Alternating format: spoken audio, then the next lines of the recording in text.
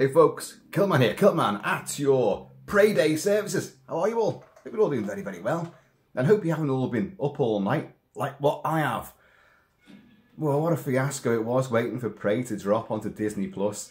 It seems like nobody around the world knew what time it was going to actually drop. Obviously in America it was Hulu, but you got different time zones in America, let alone the rest of the world.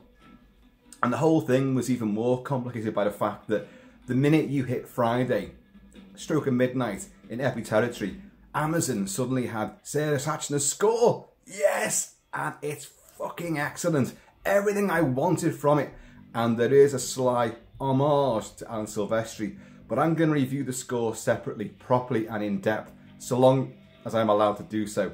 In fact, we're going to use this video as a bit of a testing board, a soundboard, as you could call it, because I'm playing the score right now, and if it gets blocked, then we'll know I can't do it.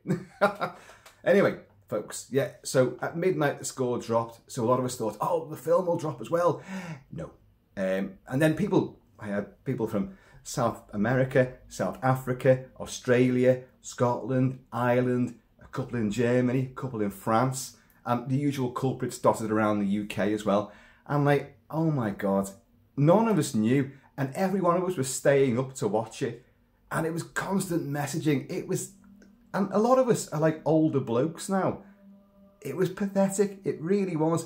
The only person who hung to a definite time was my daughter, who said, no, it's going to drop onto Disney+. It'll be 8 o'clock in the morning. That's when everything comes on in the UK, 8 o'clock in the morning. Just wait till then. But no. I'm pacing up and down and doing press-ups and workouts and playing all the Predator music. In fact, I was playing this because this score dropped at midnight, as I say, so I was getting prepped with the score. And then began to start yawning. Quick, coffee. No, don't like coffee. Whiskey, give me more whiskey. So I drank some more of that. Back and forth with more messages. People saying, oh, I'm dropping out, I'm too tired. I can't keep up with this. And then 8 o'clock on the dot, it dropped. So I've watched it twice now. At the time of this recording, I've watched it twice. I watched it in English first of all, and then I watched it in Comanche.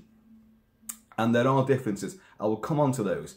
But this review now, folks, it may be a quick reaction, but it's also going to be full of spoilers.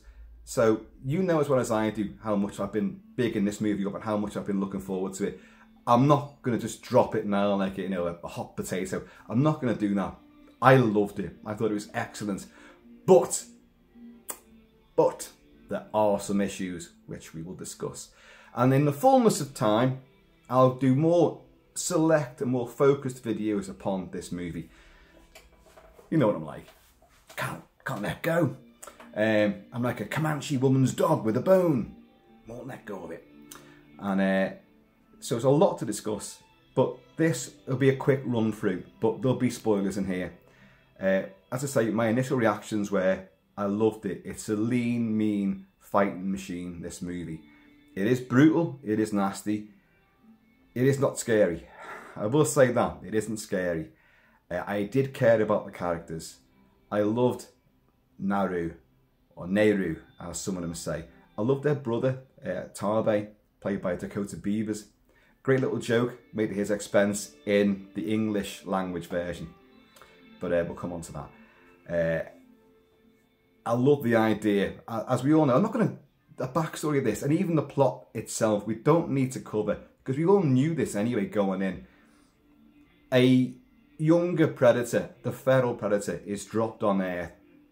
It's the late 1700s. There's French, European settlers involved in North America.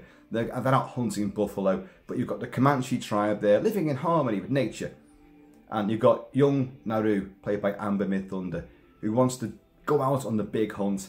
She is already a great tracker, a great scout. She's also a bit of a medicine woman as well, because she knows all the herbs and the flowers and the little chemical reactions she can make by mixing these things.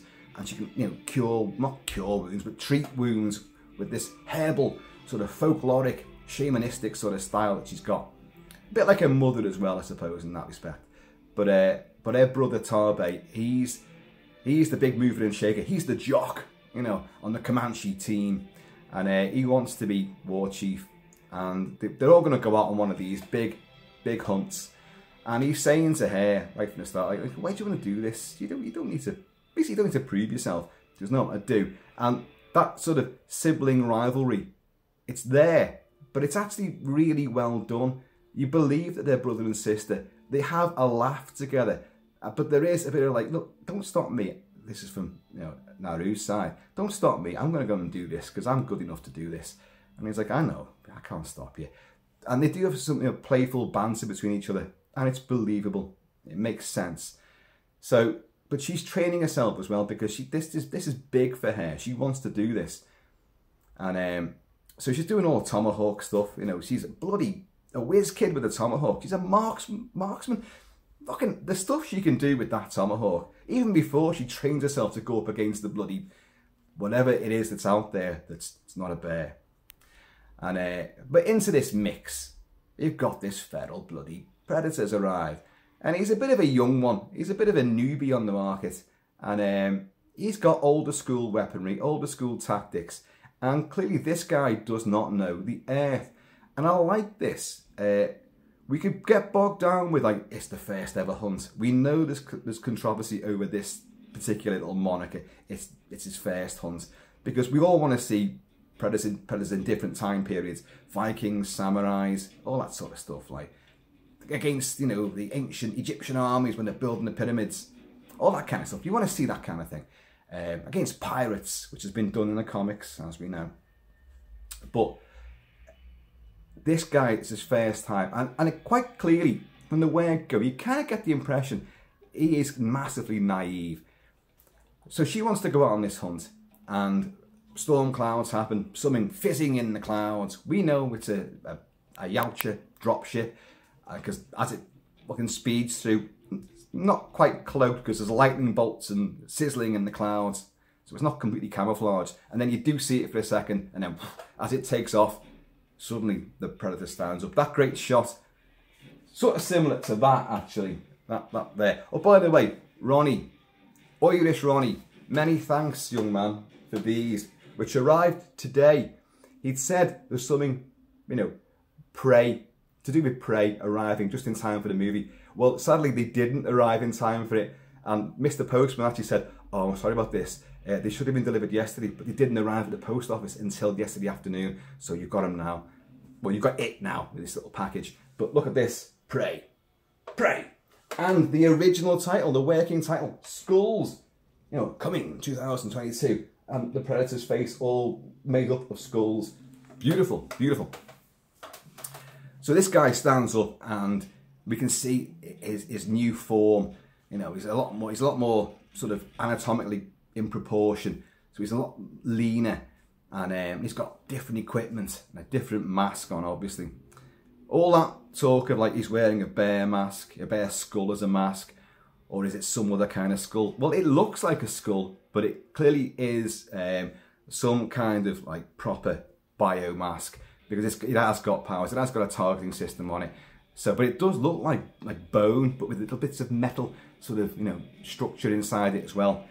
It's almost like they're trying to really reinforce the fact that, look, this guy is not from the same Predator period as the later movies, or the movies set later in time. So they're a bit more primitive. They can still fucking construct ships to travel in interstellar space. You know, they can still do that. But clearly this guy gets dropped off on Earth and doesn't have a clue what he's doing. And in a very neat sort of series of little tiny sequences, you'll see him cloaked, and there's an insect crawling up. And this is a great little moment. There's an insect crawling up his cloaked form, and then next thing, I think it's a vole or something, takes the insect, and there's a camera pans around, and clearly the Predator's sitting there, like the camera pans around. There's a rattlesnake there. It's the cycle of life, folks. And this vole has just enjoyed this big insect, and then suddenly the rattler goes whoop, and takes the vole, whoop, down it goes, chewed up. The Predator's looking at this, and suddenly the rattler just senses something there, this cloaked thing. Goes for it, Predator takes its head off, skins it within seconds, like. And then this is the cycle of life sort of thing. And the Pred will, throughout the course of this movie, he will encounter different animals. So he's encountered a snake. So his own sort of escalation of, you know, destruction.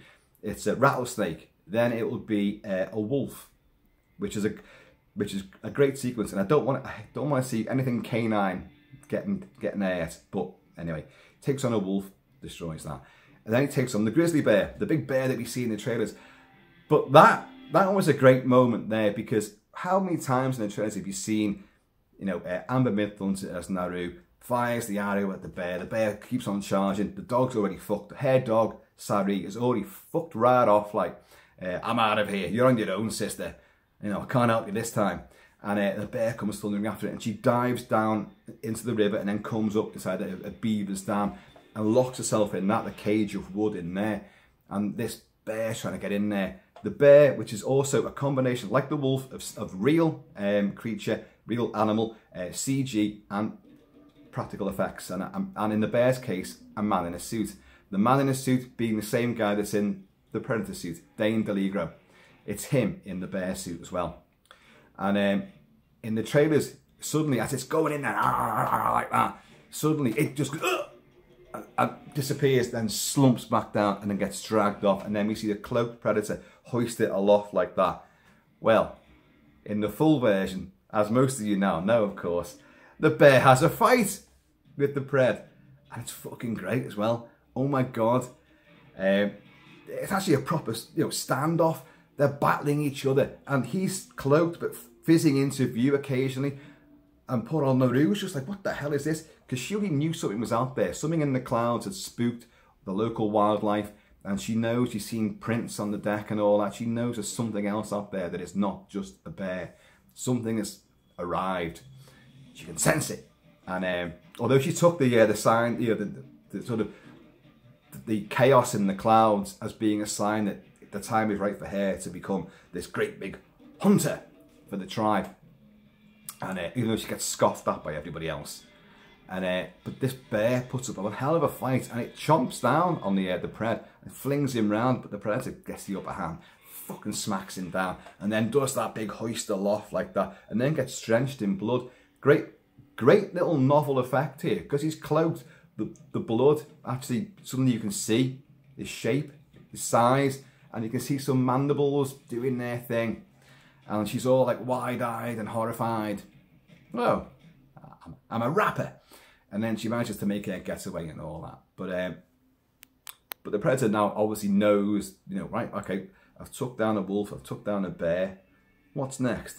Oh, that thing. It's got a bit more ingenuity. Let's go against one of those.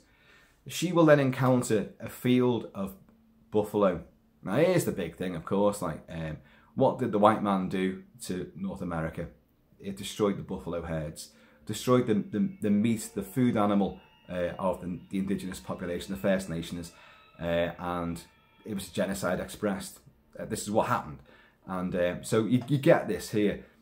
So she encounters this field full of these, they've been skinned. Now, it's a kind of parallel to the original Predator, where you find General Hopper and his men have been hung up and skinned alive. But that's fictional. This was real. You know, this is what they did, and they left huge fields with thousands of animals just butchered, you know, just for their fur, for their skins. Anyway, and she understands this is, we need these animals. Who's done this? She's also encountered a bear trap, or a man trap. People call them bear traps, we call them man traps. It's a fucking steel-jawed bloody pussy, as Fred Ward says in the great film Southern Comfort, when this lost patrol of National Guardsmen incur the wrath of nasty Cajuns in the swamps of Louisiana. And they set out a load of these bear traps on purpose, and one guy almost walks into it, and Fred Ward, the late great Fred Ward, puts a branch in it, and it goes whoosh, and he goes, just like a steel pussy. Well, her dog, Sari, the Colorado, oh God, what they call them? Colorado dogs, Colorado, whatever, it's great. A Yeller it is. It's a gorgeous animal, played by a female dog called Coco. I'll say right now before I forget later on, having watched two versions with slight differences in the two of them, Coco is not listed in the credits at the end.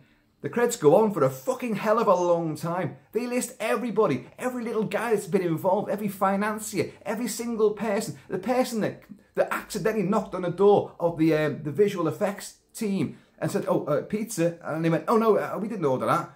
And like, even he gets a name. And someone playing the lion, the bear, the wolf, they get named and listed. The fucking dog, who's one of the main stars in the movie, doesn't get listed. Dan Trachtenberg, director, you and Amber Bit Thunder, you've both gone in interviews loads of times and talked about that dog being really important. Oh, we want to evoke Mad Max 2, Max and his dog, just called Dog, from The Road Warrior. You know, and that image of, you know, the hero and his dog or her dog. And the film does that perfectly well. I'll just say that now. But you didn't even bother to put a credit for the dog in the titles. Are you kidding me? Me and my daughter watched both versions over and over again. Apologies if I have missed. The credit is there somewhere. It isn't, you know, unless it's been cloaked. I don't know. Can't imagine why. But God, where was I up to with that? Oh dear, oh dear. So anyway, Fields of the Dead, buffaloes. She now knows there's something else out there. Tells the tribe, look, there's something else out there, and it ain't no bear. And but they also discover that there's actually a lion. It's a cougar, what it is, but it's like a mountain lion. They call it a lion in this, but it's a cougar. And they know that it's the news comes in that one of their tribe, whose name is, well, it's a bit unfortunate. His name's Pooey. Pooey. Obviously, the cougar could smell him a mile away and tracked him down. And like, there's a lion. You know, it's in the vicinity. We've got to drive it out. It's already took down Pooey, but he's out there somewhere. So she tags along with the like a rescue party of the Comanche to go and find this guy. And they do find it, but she finds these tracks which are, hang on, what the hell are these? You know, big prints, you know, like that's not a bear track. She also sees blood up a tree, high up a tree in the branches, and the remains of something is there. And so there's definitely something in the trees. And you've been hearing all that clicking noise, of course, from the pred. I can't even do it. No, I can't do it. If I drink some more whiskey, I might be able to. But you know what I mean. All that clicky weirdness that he does, the vocalizations. Cheers. I'm running on autopilot, folks. I haven't slept for like, what? It's going to be almost 48 hours now. And so she joins them, and they do find this guy. He's been gored up to hell and that, but he's alive. So they've got these flowers, these orange flowers. Orange, what are they called? Totsia. Orange Totsia. Now, Naru's mother back at the camp said, like, oh, can you get some more orange Totsia? And that's for the chief of the tribe. And she goes, oh, is his leg still bad? He's got an injury in his leg. You don't know about anything about that. But, oh, is his leg still bad? Yeah, can you get some more of this? Yeah, I'll do it. Yeah, no worries. So off she goes with Sari to go and get all this stuff. So now, because you've got a little cachet of that, so you build a travail to take this guy back to the camp. And she manages to put some stuff on his wounds, a little medicine bag. And then she gives him some of these orange, like, leaves. And they're saying, don't give him too much, that'll kill him. She goes, no, it won't kill him, but it'll cool his blood. Remember that, folks. Remember that. Cool his blood. Actually, it's a clever little conceit this film has come up with to combat a certain attribute that the Predator has. And as they're sort of carrying him away, here's another thing. There's a difference between the English and the Comanche language dub. When you watch the Comanche one, it eliminates all the one-liners, all the wisecracks. For example, when they're carrying this guy back, and it's in that they've all got flaming torches, they're going through the woods, beautifully shot, and they're going back through the woods. He's moaning, oh, cold. And so one of the other Comanche warriors tries to put like a skin over him, and she goes, no. It's better that he's cold. Keep him cold. Keep the blood cold. Stop the infection. Keep his blood. It does him good. And I go, no, but we've got to get him back. And she goes, do you want him? Oh, what is it now? And you would get this line wrong. would you rather he was comfortable or alive, she says, in the English version. And you watch the Comanche one, she just says, do you want him alive or dead?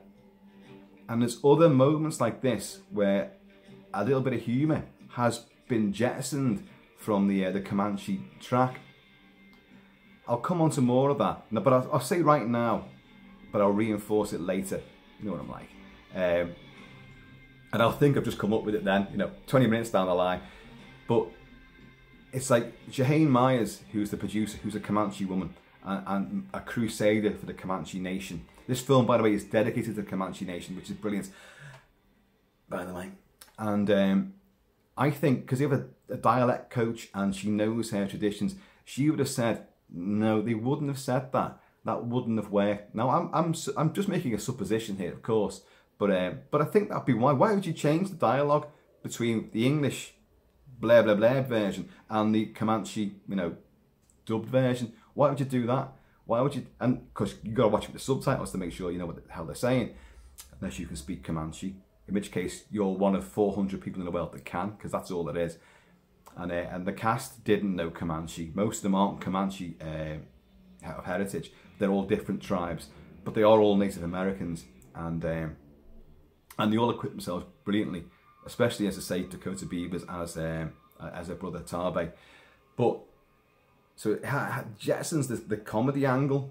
So I think she said, no, they wouldn't have said that. So let's just keep it bum bum bum staccato. Just get the idea across. That's all that we need to say. They wouldn't be completely colloquial with humour. Anyway, so where was I up to now? This is meant to be a quick review as well, but you know what I'm like. But she absconds anyway, because Tarbay says, I'm going to go out there and hunt that lion. I'm going to find it. So she goes and joins him, and they send another guy to go with her to look after her while she goes and finds her brother. And they do encounter the lion. And this guy, they're sitting in a tree. It's that great shot. It's a beautiful shot of this huge bloody tree with the moonlight and an enigmatic nighttime sky behind them, high up in the forests. And they're on one's on one branch, one's on the other branch. And this guy's skitting Naru, saying, "Oh, you can't do this. Best run home. Don't worry. Me and Tarbay will sort this out. You don't need to be here. Don't bother sharpening that because you're not going to use it anyway. You're too afraid." The next thing you know, the fucking lion takes him, drags him off the tree, and destroys him behind another tree. But she leaps off and she's about to fucking get this bloody thing with their arrows. But it runs off and then it comes for her. So she gets up into the tree. There's a big fight. It's going for her. It's not bad. Shades of Ghost in the Darkness there as well. But then she falls out the tree, and then she wakes up back in the tent, and it transpires that Tarbay has rescued her, brought her back, but he's also killed he goes out again and he kills this cougar, this lion. But in that little skirmish, she saw something in the woods glinting with like laser red light. So she knows there's something else out there. She's been saying this, banging on about this, and no one's believing her. Just a bear. Shut up with you. It's a bear. God's sake. But next morning she thinks, fuck this. I'm not going out doing the usual stuff, all the other ablutions of the camp. I'm gonna go out and hunt this. And she thinks to herself, like, look, if I don't believe me, I've got to show them. So she goes out. Just her and Sari, that dog. Oh my God. Dog's fantastic. And Tarbay has said to it as well, when they were waiting to catch this lion, this cougar, he said to her, like, look, when you face off against it, you've got to tell it. You've got to tell it, this is as far as you go. This is it. No more. I wrote it down because I you would forget it. This is as far as you go. This is it. No more. And like, she remembers this mantra. He's come back. He went out during the night after bringing her back, all knocked out and concussed. He went back out again and he's found the lion and killed it. And he comes back with its head and he becomes blooded and he becomes the war chief of the tribe. And if there's a few other members of the tribe who this isn't really picked up on, but who aren't happy about this. There's another couple of like the jocks who are like, they sort of turn away after this ceremony. Yeah, it shouldn't have been him. But that doesn't really get maximised on, so, you know, it's not a major issue, I don't think. But she's thinking, oh, great, so you've got that now. I didn't get a chance to prove myself, and yet I actually fought against that bloody lion. You know, I did everything I possibly could. Your mate got killed. He was shite, you know. So that's when she decides, right, if they won't believe me, I've got to show them that there's something else out there. Because all these animals are being driven out. There's a reason why they're driven out. Why did that lion come out of its den and go and attack one of us? They don't do that. And like, why was this bear? Well, this is what comes onto it. I've left the head in time. She will go out with her tomahawk, her trusty tomahawk, right? And she will learn. We've already seen her practicing with it. She knows there's something bigger out there.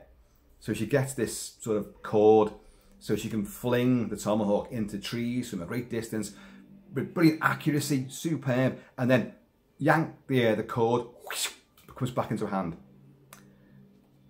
Now that's where it gets a little bit, you know, can you do that? Can you? I can fling these motherfuckers around, you know, till the cows come home. But if I was going to bring it back like some kind of boomerang, you know, it's that bit there, that's going to go fuck off right into my little ginger tart noggin. So it wouldn't be a good day out. But she's good. She knows what she's doing. It sets up the fact that she can fight, that she's agile. We've seen her run. We've seen her agility, her prowess, her cunning, how she works with Sari. The scene with the white deer at the start, white-tailed deer at the start. She uses the dog. The dog understands it. You know, like she goes with sign language and also speaking. Circle back. So the dog takes off, hunts down this white-tailed deer, and then she's sprinting alongside it. But as it goes one direction, the dog, like, you know, a shepherd dog, you know, guarding the flock and guiding the sheep into the pens, it steers this thing back towards her, and she's going under trees and over trees and stuff, and using tree trunks as springboards to bounce off. But she doesn't get it, because that's when the predator arrives. Goes and fucks up all their plans there. But we already know that she's massively super agile, very, you know, athletic and determined. So off she goes. She meets that bear. She has that whole horrible conversation with the bear. That is great, that sequence. Even before that, they found, they know about these man traps now, these bear traps, because the bloody dog got its tail caught in one, and she frees the dog, and she puts some ointment on its tail, and the dog's all loving it. Oh, thanks, Mum. Oh, you're the best. Will you read me a bedtime story now? And they capture some bunnies, and they cook them up, and they share them on a big mad promontory. It's all filmed in Alberta, by the way, and the vistas are fantastic. Genuinely gorgeous, jaw-dropping landscapes. Great camera work, as I say. Jeff Cutter, loads of swooping camera shots directly overhead of forests, of people going through forests, whether by torchlight or during the daytime. Looks incredible. And she's feeding the dog, and the two of them are getting on great, you know, but we're still going to go and hunt this thing. Are you ready for that? And then they're going to go and find this frigging bear, and they're going to overlook this bear. Sorry, I've missed a bit out. She falls into a frigging quicksand, as you do, you know. And this is where that having your tomahawk on a big long cord comes in really handy. She goes into this thing, and there's fallen, there's briar everywhere and fallen trees, and like another dam, and she's flinging this axe, but it's not getting any purchase, and she's getting slowly sucked under this thing. The dog's frigged off, by the way, again, and then finally she gets purchase on it, and she manages to get herself out, and then the dog suddenly turns up with one of them little vole-like things, just turns up with its gob, like, hiya Mum, got this for you, you know. And she's like, oh, there you are, finally. You could have dragged me out of this fucking mess, couldn't you? And but what's happened is, it soaked the bowstring on her bow, and there's already been a joke about, like, Tarbay's bowstring getting wet, having to cross a river. They've already made a joke at that expense, and of course it's going to come back and bite her on the arse, because they suddenly climb up on this promontory and look down, and there's this fucking bear eating something on the rocky riverside.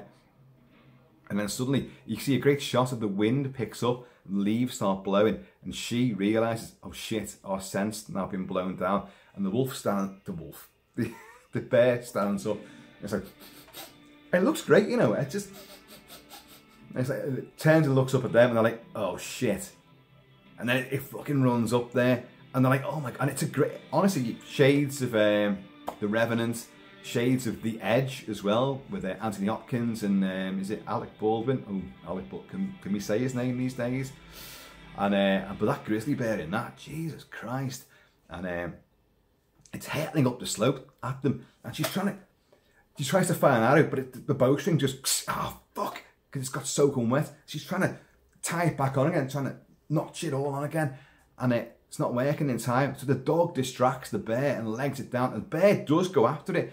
You've seen it in the trailers, and this will bleed into what I've described before. So you've had the bear encounter. She's not having a good day out. Her first big hunt, I will go and prove myself, is going horribly tits up. No, she's got a dog trapped in a fucking bear trap thing. She's met a bear. She's been stuck in quicksand. And what the hell? What else can go wrong? Oh, of course, don't forget about the lion encounter as well. God, who could forget that? So it's not... This ain't really working out too well for it, you know?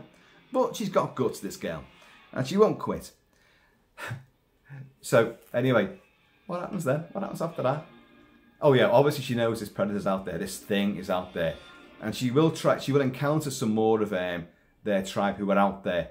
And these are the guys who are not happy that Tarbay got the war chief, you know, of the tribe. And they're a bit like, you should go back home now. And they're snotty with it. Like, and they have a bit of a scrap, to be honest. They're beating each other up. And she beats the shit out of this guy. And but in a bit of an underhanded trick, they manage to like knock her down and bind their wrists together. Right, you're coming home. But, oh dear, the predator makes an appearance. And she knows that it's out there. She knows, she hasn't quite seen it properly yet, only drenched in blood. But she's like, this ain't going to end too well. So the pred takes these fucking guys out. But the sneaky one that went off for a piss earlier, he's actually hidden out in the fields. She manages to make a getaway, and she legs it out there. Again, you've seen it in the trailers. She legs it out into the long grass, and she gets pulled down by this guy. And they think they're safe. They're hidden away. But you can see, you've already worked out now, it's got this laser targeting system with the three red lights. But in a great little shot, we see them sort of, they come apart and they move together and they sort of do their separate thing.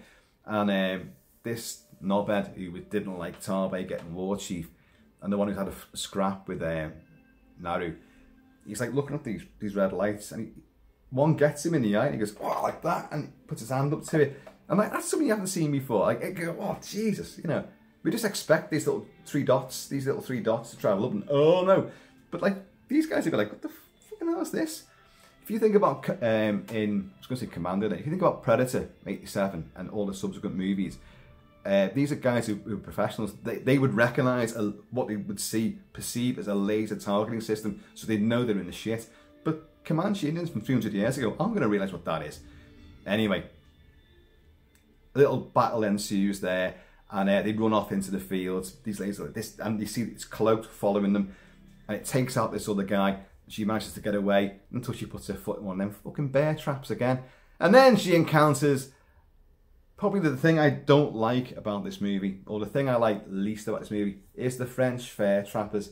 This contingent of absolute fucking... They're all wearing furs. They're all hairier than that grizzly bear that we saw earlier. And they're just they're horrible, and they're characterless as well. They're just twats. They're just there as being twats. And they find her, obviously, and she's stuck in this bear trap thing. And then they just, with a musket, you know, butt, just knock her out. And she wakes up in a little cage in their camp. And they've got her dog as well. They've got Sari there as well. And I'd be like, oh, don't you fuck around with that dog, you French bastards. No offense. And and they're jeering at it, and you're thinking, uh-oh, there's going to be, yeah, you know what, a bunch of blokes out in the wilderness, you know, if they haven't got Ned Beatty there, and they've got a very attractive young Comanche woman, you know what their thoughts are going to turn to? Yeah, so there's a bit of nastiness, and they're prodding her through the cage with their rifles and all that. But she's fighting back, And then next thing you know, what, the big chief gets angry, and in another cage further across the camp, there's Tarbay. They've already caught Tarbay. She didn't know that. Tarbay is already a victim, and they drag him out, and they rip him across the chest and all that. And it's a horrible scene, actually, because he's fighting back, and it's like, ah, even though he's been slashed across the chest quite deeply. And she's like, the look on her face, it's, you know, she's horrified and in shock and all that, like, and rage. Next thing, we cut to them. The two of them have been staked out upright either side of a tree. This is the Misty forest sequence. Very enigmatic, very mysterious. And what it is, these French bastards are using them as bait. We've had a guy on there in their contingent who's not French. He's Spanish. His name's Raphael. Raphael, have you got a pistol with your name on it? I think you might have.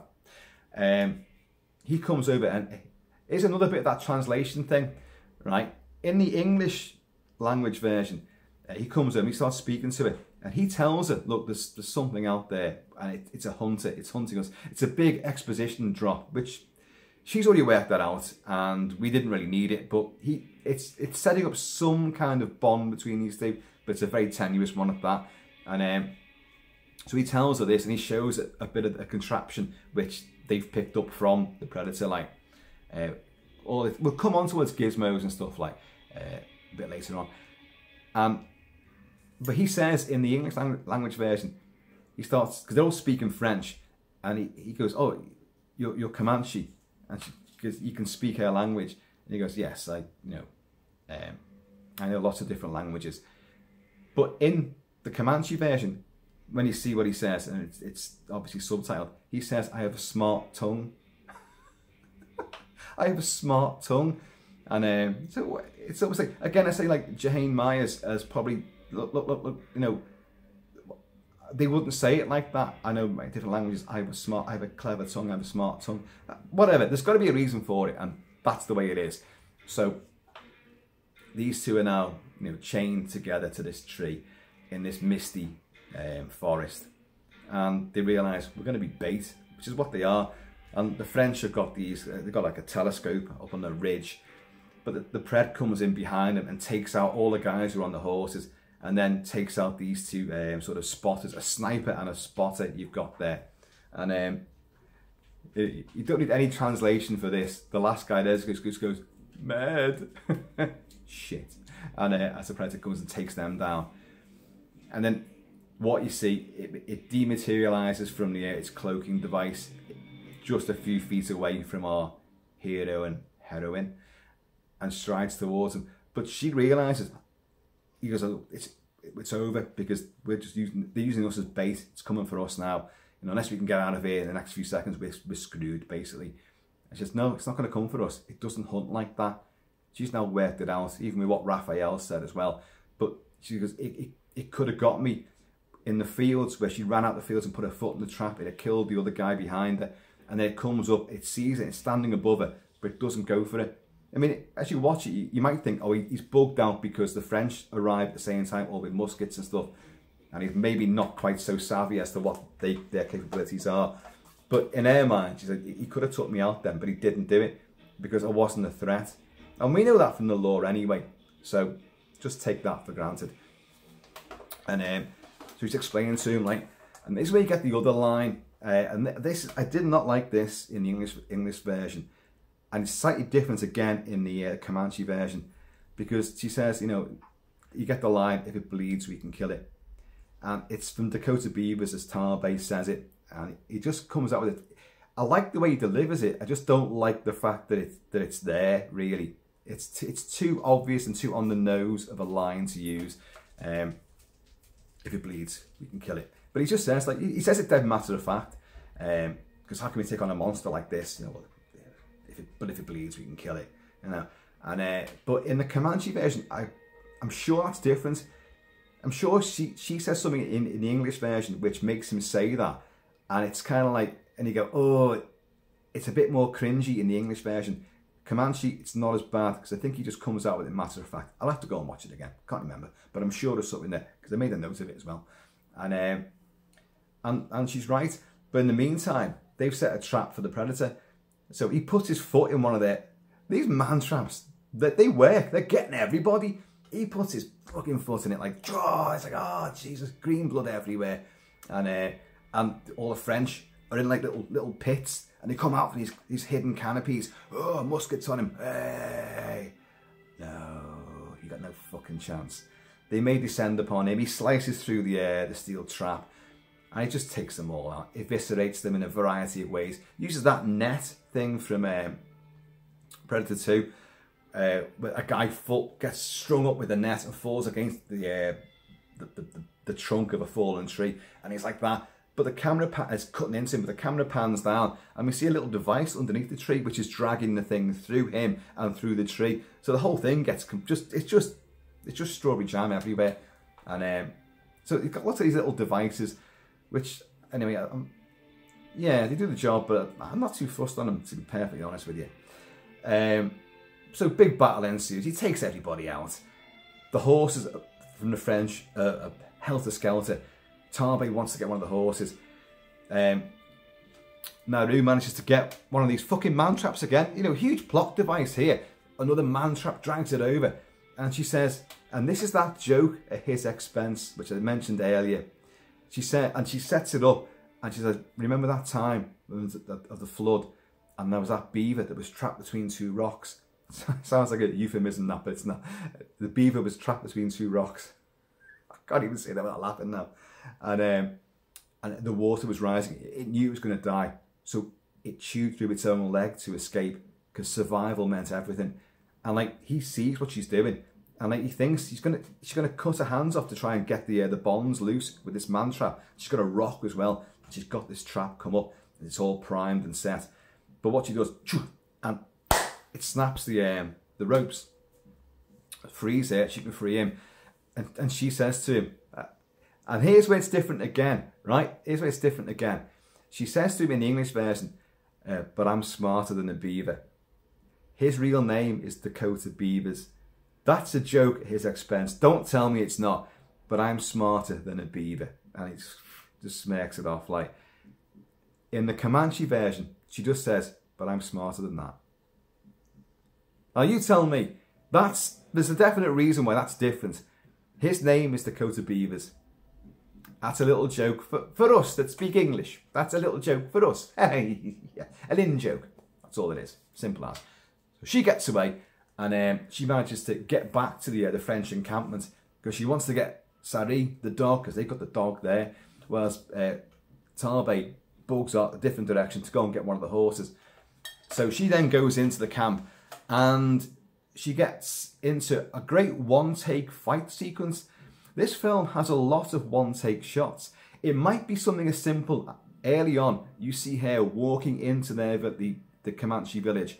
Camera follows her. People are all walking around, and it's a long take. She walks up kind of reluctantly because she wants to be out hunting and doing adventurous stuff, and she's got like chores to do. And someone gives her like a big sort of leather satchel thing, and she grabs that, turns around, walks back in. The dog is at her side, weaving in and out of other people all the way through, solidifying their companionship.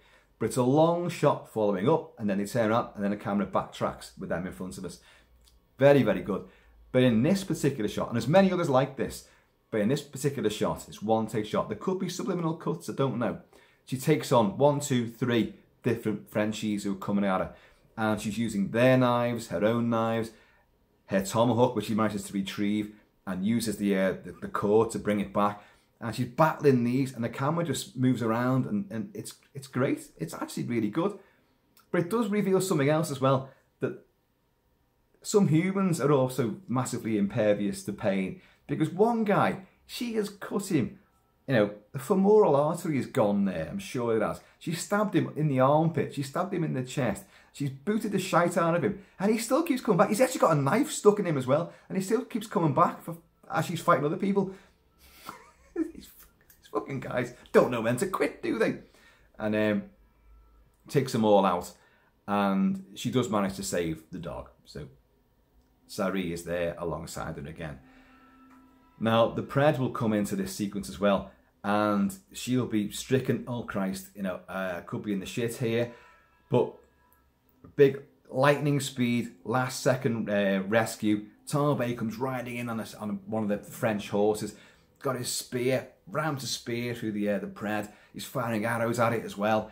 A great big battle ensues there. Great choreography again. And the pred. I mentioned the guy getting wounded and still fighting on. Fucking hell.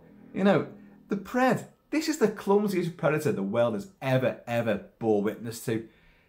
He gets, right, the wolf that he takes on. That puts the bite on him. And you see that day-glow blood on the wolf's fangs. Great shot as well. So that's put the bite on him. He steps in a man trap. The bear puts a load of bites on him and fucking flings him round. And he's covered in his own blood in that as well. In all the skirmishes he has, he gets arrows in him, he gets shot, he gets stabbed, he gets beaten. No other predator has taken this amount of damage ever. And there's a cumulative effect to this. And it dilutes any fear you have for him. And I'll be honest, I didn't mean to get onto this quite so soon, actually. Quite so soon. We're on 45 minutes of what was meant to be a quick review, a quick reaction. Guess again. You don't fear this guy simply because he's so inept at what he does. Yeah, he might take out various things and he's learning as he goes, but he gets hurt. Everybody can hurt him, and everyone who encounters him doesn't just hide in fear. They go up against him. Some of the Frenchies, they've seen this guy's got little miniature bombs. You know, they surround him, and suddenly they're out of ammunition. He's got that shield thing, and it just goes whoosh, and it fans out, and the bullets bounce off. And the bullets bounce off in such a way that it actually kills some of the people who fired the bullets in the first place. Bit of a contrivance that, but anyway.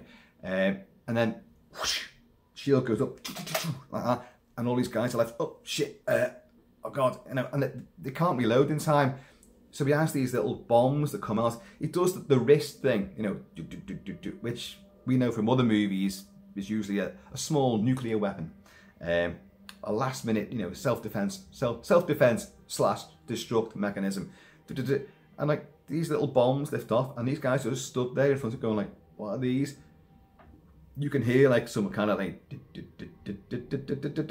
a countdown going off. And even in their primitive, you know, minds, they're kind of like, shit! Begin to leg it off. And you see from a distance shot as Amber Bitland is running out of the forest, the foggy forest skirmish. You just see these little explosions go off. But, you know, anyway, but you see some other French guy, I think, is it before or just after this bit? I can't remember now. Who's got two knives and just goes like, salopette, which is it salopette? Salopard, which means bastard. Salopard, bastard. And he gets fucking done in, obviously. But then, if these guys aren't afraid of him, then why are we going to be afraid of him? They may make Dane DeLigro look suitably impressive until the mask comes off, but that's another story. But every time he's walking towards anyone, dum, dum, dum, the big thud of his feet, that's impressive. It's ominous, it's threatening. And yet, when you see him, you think, hang on, you're not big enough to make that kind of boom, boom, boom noise. I know it sounds like I'm really, you know, pissing on the Pred's parade there. And I suppose in a way I am, because I find that he's the biggest letdown in this movie. He's just not threatening enough. Despite all his ferocious attitude, he kills anything, you know, and he's barbaric. And we see what he does. He uses like, when he gets the wolf's skull, cuts the wolf's head off, and he's got, like what we see in all the other movies, like he's gonna like do his business and extract the skull and put it on his, you know, his little collection, or in this case, he attaches the skull to one of his belts with a tribal bling, and but it looks it's more liquid what he's doing. And like the first time I saw it, I thought, is he pissing on the wolf's head? But it's not. It's like this little thing he's got which discharges this, you know, this gook which melts off all the fur in the skin. And but even though he does all this sort of stuff, and you see him repair him, so he gets injured all the time. So there is one shot in Predator, the first one. You know, when the big man was killed, you must have wounded it. Its blood was on the leaves. There's also blood on the leaves in this a fair bit, like a bit of a throwback. And when they're looking for the guy who's been gored by the lion, they find his blood on the leaves, or rather, Naru does. And but you see him, and he's got fucking wounds everywhere. So he's putting his little stuff on, his little ointments. And I suppose it's like a nice parallel to, you know, Naru has all these sort of abilities to look after the wounded. It's not witchcraft, it's just she knows what roots and what herbs and what flowers can be combined to take out pain and to help things heal. So she knows this stuff. So you see her doing this a fair bit. You see her do it herself as well. But you see the Pred looking after himself, self-medication. And but he's such a fucking clumsy bastard as well. Everywhere he goes, he's speared, stabbed, shot. Puts his foot in a trap. It's just, oh, come on, man. No other Pred's been as bad luck as you. But anyway, you could get away with it by saying he's just young. But that's just us making that assumption. Doesn't mean that it's actually true. But it does seem to come across that way. Anyway, where was I up to now? At what point did we leave off the plot there? Yeah, they're fighting in the French encampment. And Tarbé's speared him. He's put a spear right the way through the Pred. He just snaps it off, like, but still whirls around and fights. They've also managed to shoot off the helmet, the mask. Because what I forgot to mention was Raphael, the guy that could, you know, he's got a smart tongue. When Naru's rescued their dog, he comes hopping in to the camp. He's like, can you help me? But he's got that pistol out. Can you help me? And he's like, oh, I'll use this. I'll teach you how to use this. And she's dead dubious about it. But his leg's been hacked off, like, so she tries to, you know, tend the wound sort of thing. But she doesn't fucking care about him either. So when the Predator's on its way in there, she gives him a load of those little orange, what do you call them? Totsia. She rams a load down his gob, like. Now we know what that can do. It cools the blood. And like, but she doesn't really realise that at the time. She goes and hides behind a tree, and the Pred walks in there, sees all the wreckage, all the people she's killed. And this guy plays dead with his leg hacked off, like he's just playing dead. He's taught her how to use that flintlock pistol, what to do with it. And the Pred just walks up to him, but in its thermal vision, it can't see any heat register because it's cooled his blood because she's given him loads of this stuff. I know, but let's just go with it. And but only when it steps on him, and he goes and screams, like it steps on his stump. It goes whoosh with its claws, fuck off, right through him like that. And but she's realised, in again like Arnie when he's covered in the mud when he comes out the lake after the waterfall, and then the Pred comes in behind him, but can't see him. And Arnie says, "You couldn't see me." I always think, you know, yeah, but he can fucking hear you because you said it out loud. You'd think it in your head, wouldn't you? You couldn't see me. And the Pred's just over there. Like, oh, hang on a minute. Who said that? Well, she's sitting behind a tree, and this Pred's just fucking, like, prowling around the camp. And she realises, you can't see him, you know, because it's because his blood's gone cold. So obviously that means he's got thermovision. Let's just go with it, folks. And so now it's that, well, okay, I've got that logged in there. But it kills Raphael, and then, you know, Tarbé comes in, and they both battle this thing, and it shoot the mask off, and you see its face for the first time. You've seen its lower mandibles all the time. They've been forever going like that. And I'm going to say its face is a disappointment. And not just a slight disappointment, it's a real bad disappointment. It looks nowhere near as effective as Kevin Peter Hall in Stan Winston's first makeup for Predator, and then the evolution you got in Predator 2. Even the ones in Predators, I think, still look better than this, because I'm sure it'll make a great mask for when I buy one, and I'm sure it'll make a great figure from NECA as well, but it's too generic.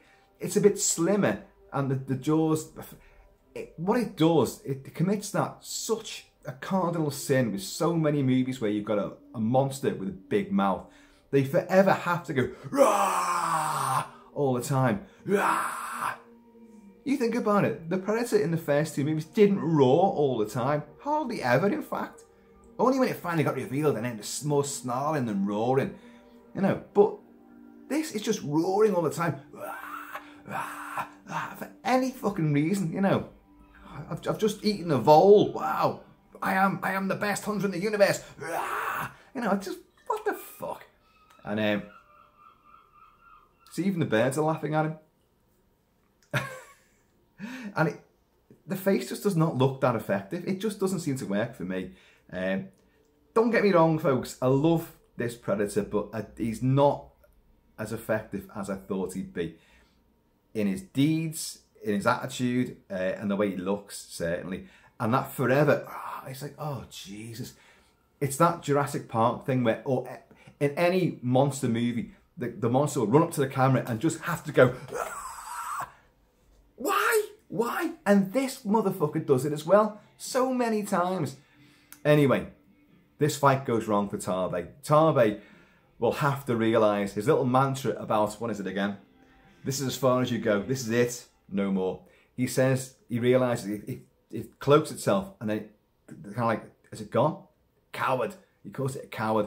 And then he realises it's behind him and he's got no chance.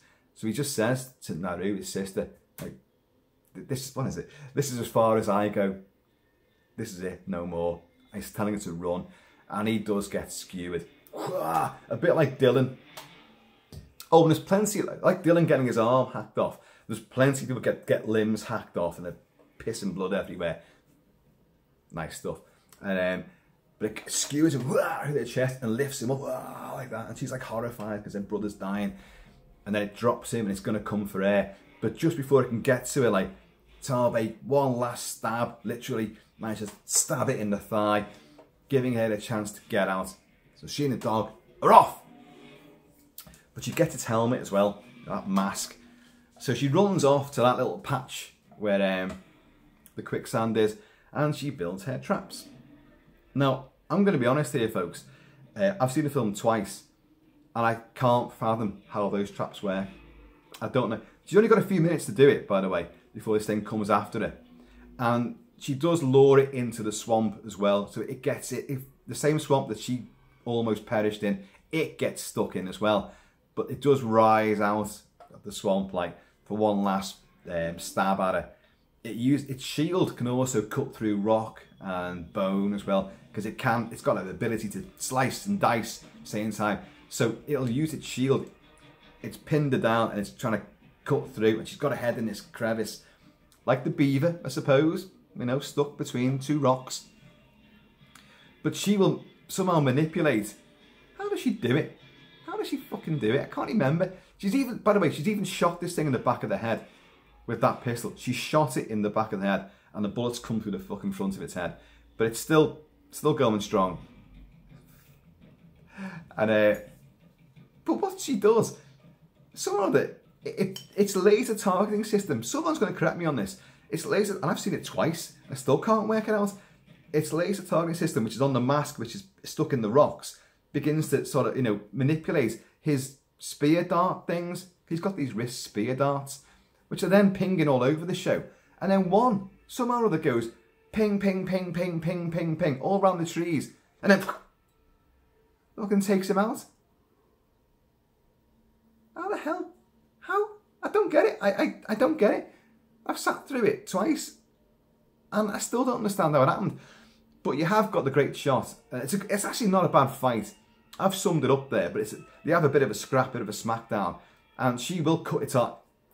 Not only does other people lose their limbs, the fucking Pred does as well. She hacks its arm off. Its arm gets stuck in a tree with its wrist claws, and she hacks the arm off. So it's actually pissing blood from its own stump, and it's still fighting on. And she's booting the shite out of it, and she's getting flung around. It's actually quite a good scrap.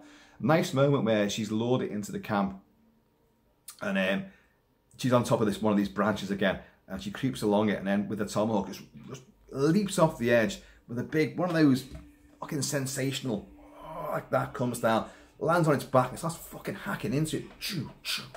Fucking day glow stuff's going everywhere, fountains of the stuff, and but then the big, you know, proper wrestling match takes place, and she gets done in pretty badly as well. But at the end of the day, and that's it, of course, the dog comes back as well, like Sari, and she comes out with another command, like circle, and the dog comes in with a, has it got, is it the tomahawk? Can't remember now. It's a tomahawk, isn't it? And then she managed to go, fuck off. And like, she takes down the pred finally. Cue the finale of the movie where she will enter the camp like Tarbay did with the head of the cougar, the mountain lion. The chief flings in and becomes war chief. She will come in drenched in her own blood, drenched in the day-glow blood of the predator, with the predator's fucking head at her side like that. And she's got the Raphael's pistol as well, tucked down in her belt. The dog's beside it. The dog survived! The dog survived! After me banging on about this, the dog survived as well. So, gotta give huge plaudits for that. I made up about that. Because every other animal dies in this. They kill everything. You know, the predator just lays waste to every species it can do. And but doesn't get the dog. And she throws this head down like a little bit in front of her mother and the chief. Like, there you go. That's what I said was out there. I did that.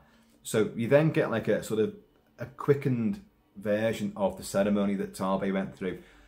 There's a little girl looking at it like, oh, role model. There, I just said the very thing that some people are going to pounce on big time. So I'm not going to elaborate any further on that because that's bullshit. A little girl sees someone, I respect that.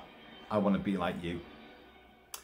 And everyone's like cheering. And there's a nice little movement as well, which when Tarbay gets the, I don't know, this big fucking stick that I'm war chief, the chief just gets, he's like, oh, everyone's cheering and clapping and it's all like drums going, all sorts.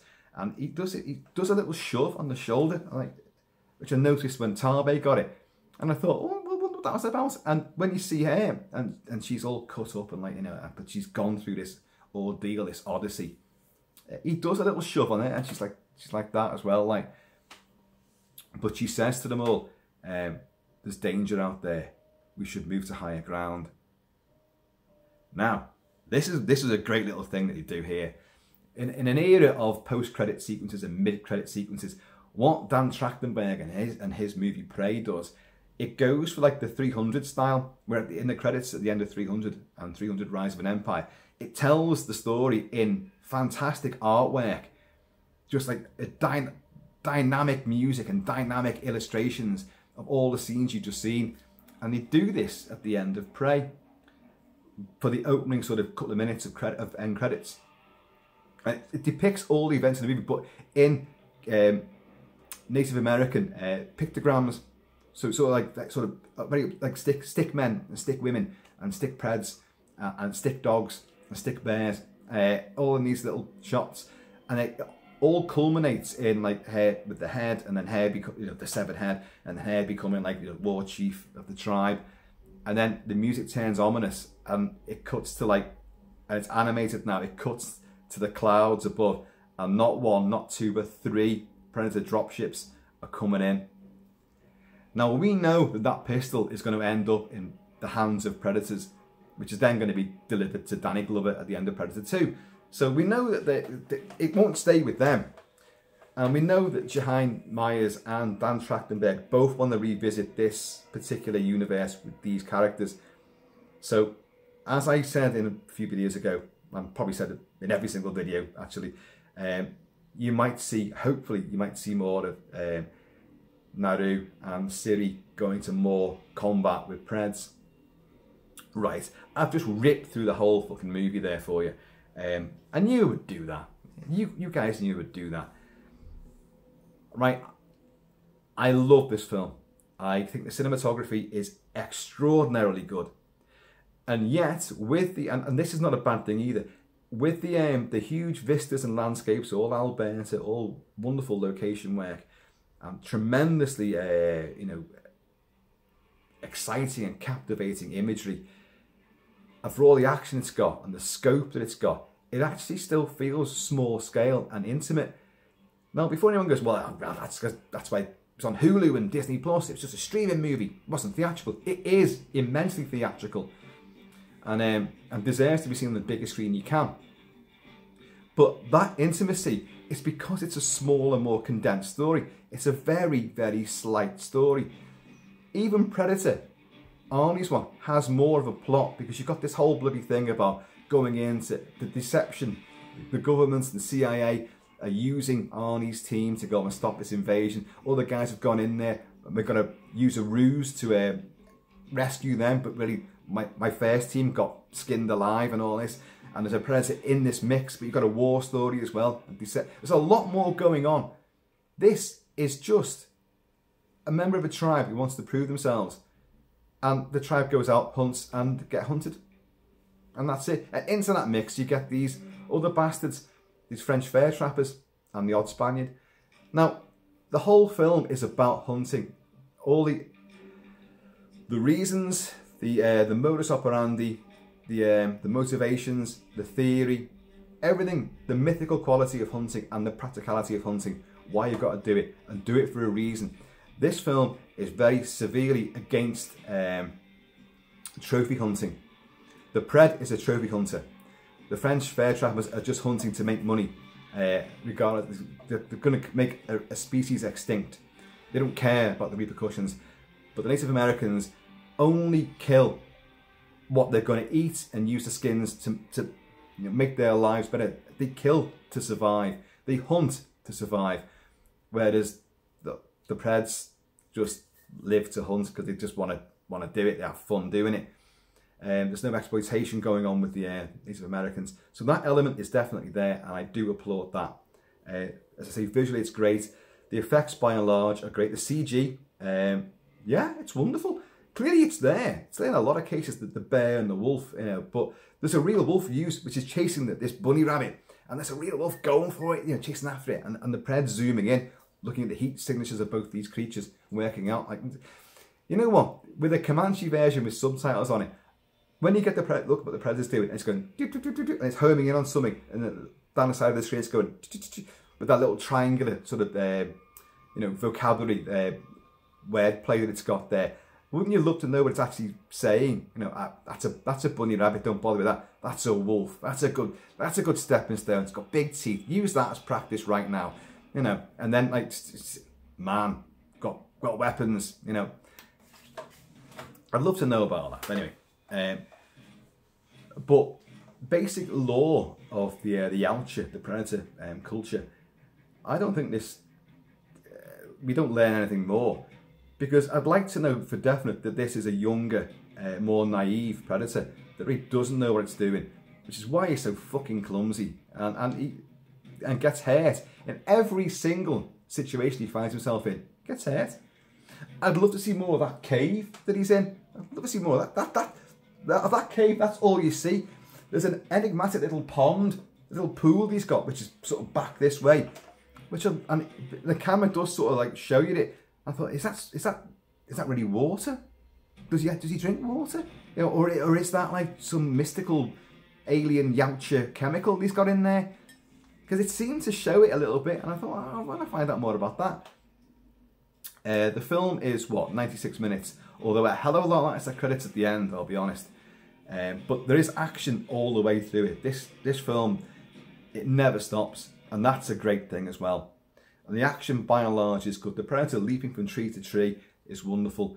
Seeing him move across the landscape, landing in streams, the cloaking effect, the sort of shimmery, sort of fiery red colour that he goes, it's great. So I like all that.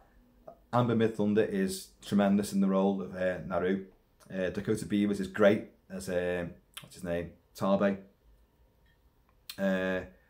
Everyone does pretty well.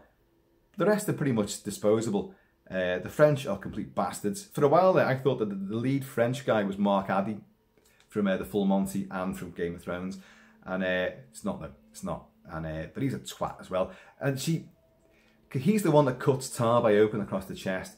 So he actually survives the foggy forest skirmish. And when he comes back, well, she finds him after they've survived. After Tarbay's been killed, she's washing blood off her hands and she's crying. But the Sari comes back, and Sari is just like staring, ahead, and she looks around the rocks, and there's this fucking fat Frenchman who's at the other end of the stream, and he's washing himself and all that. And then she thinks, she gets the pistol out, and she holds the pistol. Don't forget, she hasn't got a clue what she's doing with it. She's only just been taught You know, you put the powder in there, you put the ball down there, you ram it 4 times, all this. And like, and first time she used it, it doesn't work anyway. And she's like that, holding the barrel of the pistol with her hand like that. But it's too far off, so she doesn't do it. But she's got this piece of tech that the Pred's got, which is like a coil. And then she goes, whoosh, and it becomes like a sort of titanium baton. And right. And she thinks, I know what I'm going to do with this guy. And I like this. And he's just there, sitting there, trying to drink some water. And sort of blurry out of shot, she suddenly storms in. He goes, looks up, and she goes, fuck off. Knocks him out. Hacks one of his legs off. Yeah. Ties him to a tree. Oh, no, he's just stumped against the tree, but hacks one of his legs off. And there's all rats eating the stump. But there's a flintlock rifle, which is there. And he manages to crawl towards that, but doesn't work. But she's used him as bait as well, because they used her and her brother as bait. So it's all good stuff. It's all a lot of tit for tat. And in a very short movie, as I say, it's a short, sharp shock. I wouldn't have minded it being a little bit longer, because this whole French thing, I may have said before, there's either too much of it or not enough. I can't quite decide. I just know that I don't think they handled the French side of it well enough. And again, I can't work out what it is that's gone wrong. You're meant to hate these bastards. I think I want to see more of them getting killed. I think it probably boils down to that, to be honest. Because you see a few, but it isn't that mega, to be honest. And people have been going, oh, everyone just dies in a welter of CG blood. That's not the case. There's no OTT CG blood at all. There's no OTT CG. There isn't. It works brilliantly as far as practical effects and the blending of CG and animatronics and prosthetics. You know, as far as that goes, I have no complaints about the CG whatsoever. None. And the music is excellent. But I'm going to do more on that music. Well, okay, let's just say, here's a little... Sarah Sachner did this score, and she was picked. Dan Trachtenberg liked her stuff, because she does a lot of game stuff, a lot of the Assassin's Creed stuff, and is it Modern Warfare? I don't know. I've got them all, by the way, but I don't play the games. They mean nothing to me. But Assassin's Creed Valhalla was the one that steered in her direction, because of the tribalism to it and an archaic sound. And her score is wonderful. But there's a homage to Alan Silvestri. Now, I'm going to play you the opening track, which is Predator Instinct. Here's where, like, after all this video, I'll get blocked now. You watch. Or rather, you won't watch if it gets blocked. But listen to this.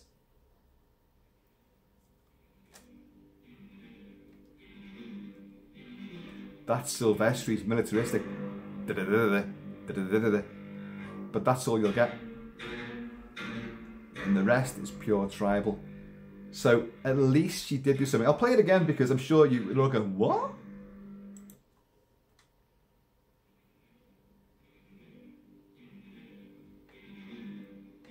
That is it, folks. But at least it's there. So she did just go like a little to Silvestri. But the score is wonderful. Wonderful. Absolutely adore it. So yeah, Prey, Predator 5. Overall, I think it's fantastic. I know I've said a lot of stuff about it which I don't like. But overall, I love it. I think it's, and I can't wait to watch it again. I just think the Predator wasn't as scary as they really bigged him up to be. Yeah, he just doesn't do, he does a lot. And in fact, maybe that's something else. You see him too much. And you see him, oh, that fucking raw. That does my head in completely. You just ditch that. Kevin Peter Hall in the original, he's not in the movie. He gets about literally 8 minutes of screen time. That's it. That's it. That's including all the finale, the big fight there. This, you see him loads and loads. And when he's actually fighting and dematerialised, decloaked, and then the face, the mask comes off. It's just too much. It's just too much. It just dilutes it. And he gets wounded too often. And that just softens it as well. But I still loved it. After a hell of a night waiting for it, it did deliver. Because I love Amber Midthunder's character. I love, oh, that's something I was going to say. The adherence to native culture and authenticity and realism. Just their daily routines, the way they move, the way they act, the way they string their bows, the way they hold the bows as well, the way they pull that bowstring back. As you know, I've recently acquired an English longbow and I've been learning quite a bit about how to use it. But I'm still like that. But these are like that. They're doing a reverse grip on it the whole time. And it's unusual to look at. They're all doing it as well. I like it. I don't think it works for me. I've tried it actually, and it takes a bit of getting used to. But it looks good. But these have trained extensively to do it. They're boot camp, and they're quick. They're great with every weapon. Amber Myth Thunder really owns the movie. It's her movie, and just seeing her, even with the the ridiculous supernatural qualities of that tomahawk, I believe it. Yeah, and I think she's fantastic. So folks, there you go. That was meant to be my quick reaction to Prey. Didn't quite work out that way, did it? Anyway, I'll be back with more. I'm also going to do a review on the soundtrack specifically, and I'm going to do a commentary track on the movie itself. So we'll sit there and, well, you won't see it, but the idea is I'm going to say 3, 2, 1, press play now, and you can watch the movie in the comfort of your own home, whilst I watch it in the comfort of the Kilt Mansion, and I'm going to talk about it all the way through. And if you want to stick around, stick around. It's another quote from Predator. Stick around. Cheers, folks. Have been, always shall be, Kilt-Man. So please, in the meantime, in this ever feral, predatorial, in-between time, keep it Celtic, and I'm going to see you all